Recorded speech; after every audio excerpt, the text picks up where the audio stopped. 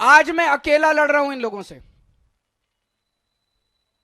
LG से अकेला लड़ रहा हूं, बीजेपी वालों से अकेला लड़ रहा हूं, इन 7 सांसदों से अकेला लड़ रहा हूं, केंद्र सरकार से अकेला लड़ रहा हूं। आप मेरे को बेटा मानते हो, आपने मेरे को बेटा बोला है। अगर आपने मेरे को बेटा बोला है तो अपने बेटे को अकेला तो नहीं छोड़ोगे इस तरह। आज मैं आप लोगों से निवेदन कर रहा हूं, अपील कर रहा हूं कि अपने बेटे को मजबूत करो।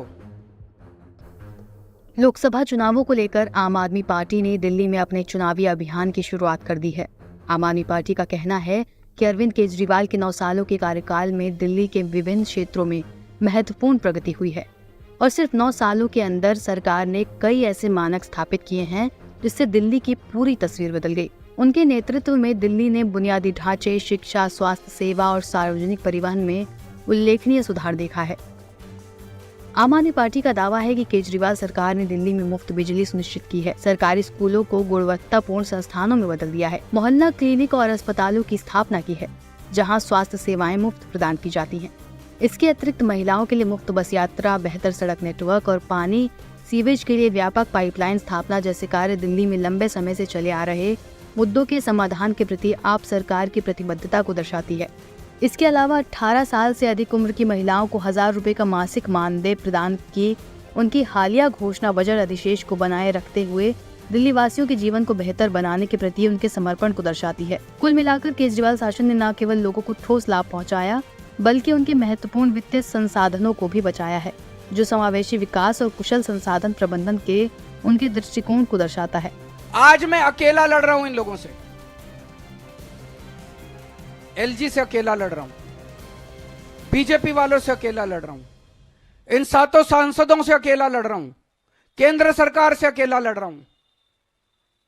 आप मेरे को बेटा मानते हो, आपने मेरे को बेटा बोला है। अगर आपने मेरे को बेटा बोला है तो अपने बेटे को अकेला तो नहीं छोड़ोगे इस तरह। आज मैं आप लोगों से निवेदन कर रहा हूं, अपील कर रहा हूं कि अपने बेटे को मजबूत करो। आपने मेरे को 70 में से एक बार 67 सीट दी, मेरे को मजबूत किया। दूसरी बात, 70 में से 62 सीट दी, मेरे हाथ मजबूत किए विधानसभा के अंदर। मैं बड़ा शुक्रगुजार हूं।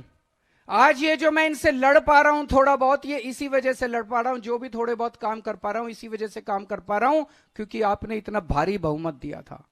अगर आपने 70 में से 40 सीट दी होती, ये बीजेपी वाले सरकार तोड़ देते, गिरा देते, खरीद लेते, डरा देते मेरे एमएलए को।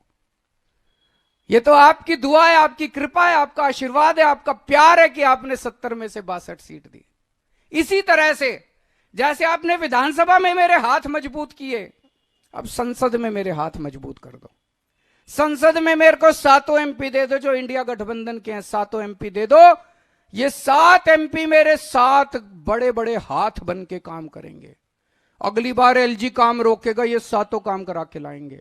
अगली बार अगर केंद्र सरकार काम रोकेगी, ये 7 काम रोक के काम करवा के लाएंगे। अगली बार संसद के अंदर आपके हक मारे जाएंगे, ये 7 एमपी संसद में उठ के आपकी आवाज बनेंगे।